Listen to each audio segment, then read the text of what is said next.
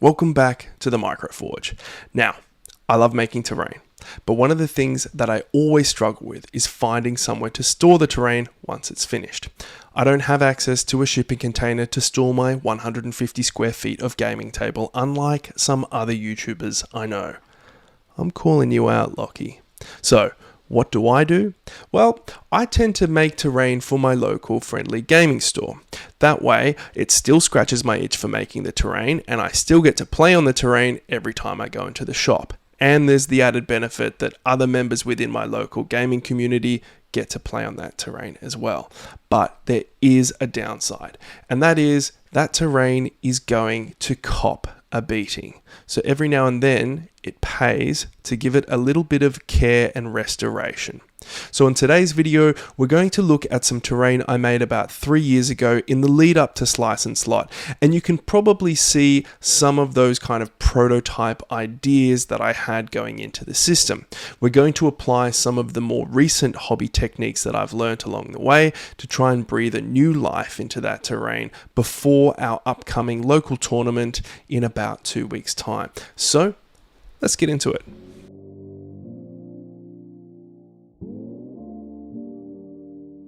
So these are the ruins in question. As you can see, there's a lot of grey. The intention was for these to be city ruins, so an Osgiliath or Arnor setting. I really like the design of the pieces, but they have seen better days. So let's see what we can do to fix them. I learned from this piece that any foam that sticks out unsupported in a gaming shop needs to be thicker than 5mm.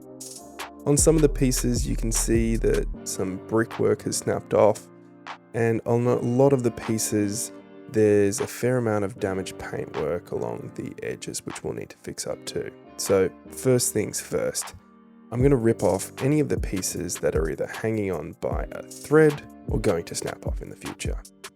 I didn't film it, but I also came back and reapplied a base coat of grey house paint over any of the damaged stonework as well. Once that was done, I cracked out my airbrush to begin the weathering process. Now, if you don't have access to an airbrush, don't worry, this step is essentially optional as I do come back over all the areas with a hairy brush in the next step. When it comes to spraying the pieces, I'm focusing on the join between the ground and the ruin, and also just generally trying to break up the monotony of that grey ground. When it comes to the buildings, I focus on the corners, anywhere that grime and mold would potentially build up. But don't worry too much if it's too dark at this stage, because we can come back later and dry brush things to tone things down a little bit. In terms of the inks that I'm using at this stage, I'm mixing some burnt umber, raw sienna, very small amount of black and some green ink from Liquitex until I'm happy with a sort of dark brown with a hint of green that this gives me. I don't have a real recipe, I just mix things by eye until I get the color that I think is appropriate. As you can see here, it's a pretty organic process, and I'm constantly checking to see how that color is developing in the cup. So I'll spray a little bit of paper towel just to double check and see how it's progressing and adjust it if it needs to be darker or lighter.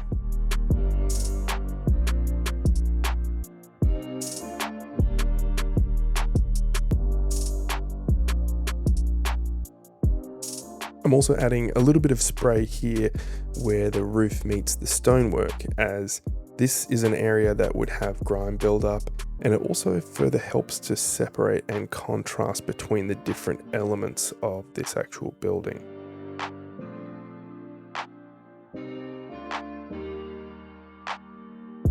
Next up, we're going to come back in with a brush and add some more washes to really grime things up. So I'm using 2 different ink washes here.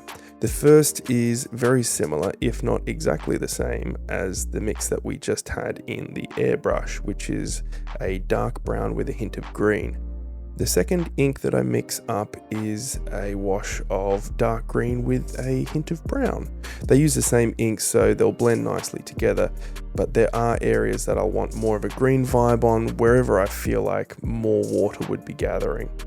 I can also blend these together with just the one brush. I'm not going to wash out my brush at all through this process, so I'll blend between the different washes as I go through and apply it onto the model.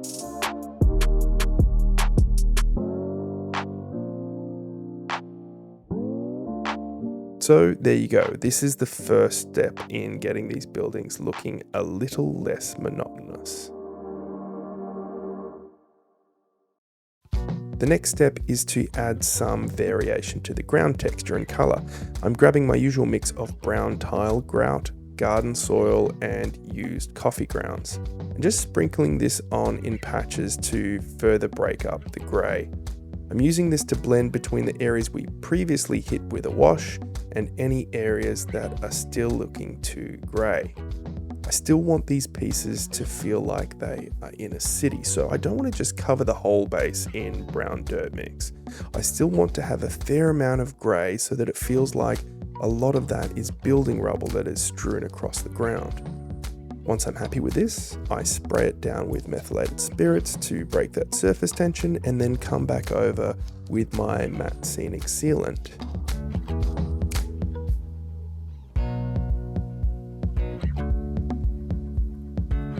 Which has a very blocked nozzle today. Whoops. I'm not too worried about completely flooding these areas with scenic sealant, because if the dirt mix does kind of spread around in that pool, it'll just make it more patchy and realistic in the end.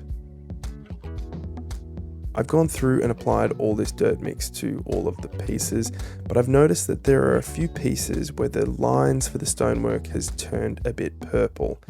This is because I would have carved the line work with a ballpoint pen and the methylated spirits has reactivated that ink and drawn it to the surface. Bugger.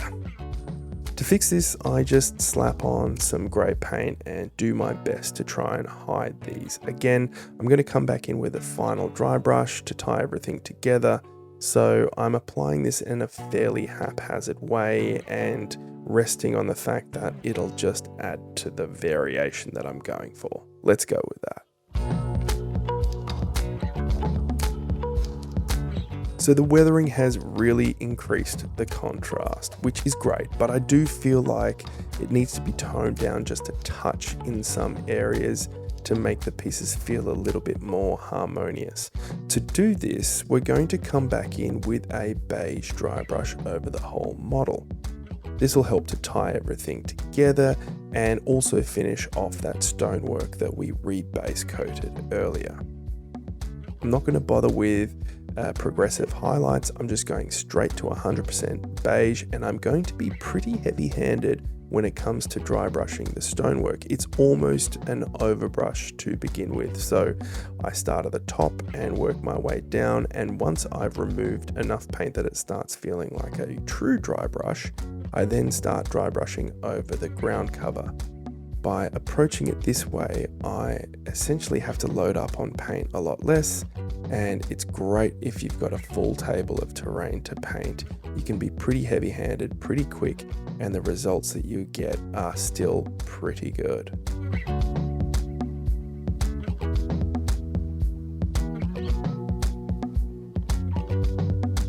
Well, with the last of the painting done, step 2 is complete, and now it's just time for step 3, which is the final flocking.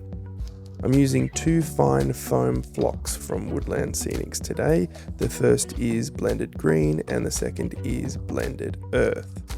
I want to be very sparing with how much I apply and only give a hint that nature is starting to reclaim this once proud city. So instead of laying down a thick layer of PVA, which would result in a thick layer of flock, I just sprinkle on the flock in the areas that it would make sense for grass or moss or mold or vegetation to take hold. I focus on the corners and around the bottom of the building, avoiding any areas that would potentially be high trafficked paths. Then it's just a quick spray with Metho and some matte scenic sealant, which is now pretty much entirely clogged, and we'll set that aside to dry.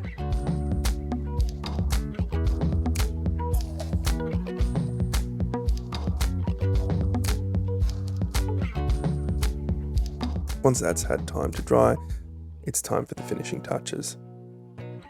I grabbed some tufts. In this case, I've just got two different tufts. So I've got a winter grass and a dry shrublands grass from Army Painter, and I place them in any nook and cranny I can find.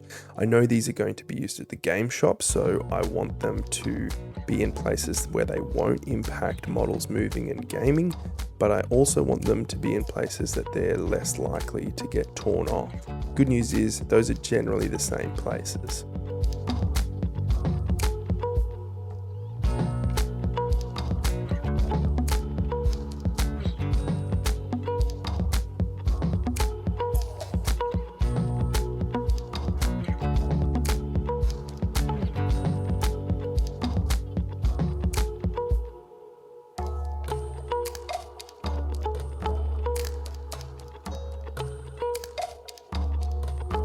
I also put down some clump foliage for some bushes with the same idea in mind.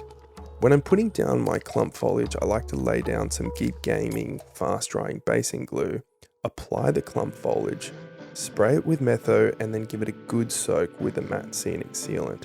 This will allow it to be on a pretty firm base of glue at the bottom, but that soaking in PVA will hold it all together. It's not going to be rock hard when it dries, but it's going to stand a much better chance of holding on and not getting knocked off through play. So with that last step done, I guess the only thing left to do now is the big reveal.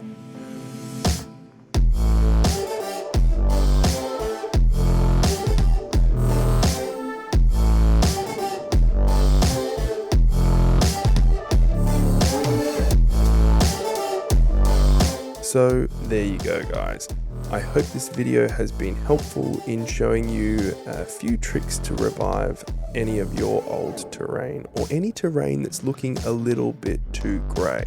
Make sure you give this video a like, and if this is the kind of content that is interesting to you, go ahead and click that subscribe button and hit the bell so you know when our next video drops. Speaking of which, the next video is going to be jumping back into Slice and Slot, and I'm going to be looking at building a old, dilapidated, ruined gatehouse. So stay tuned for that one. Until then though, have fun hobbying. Cheers guys.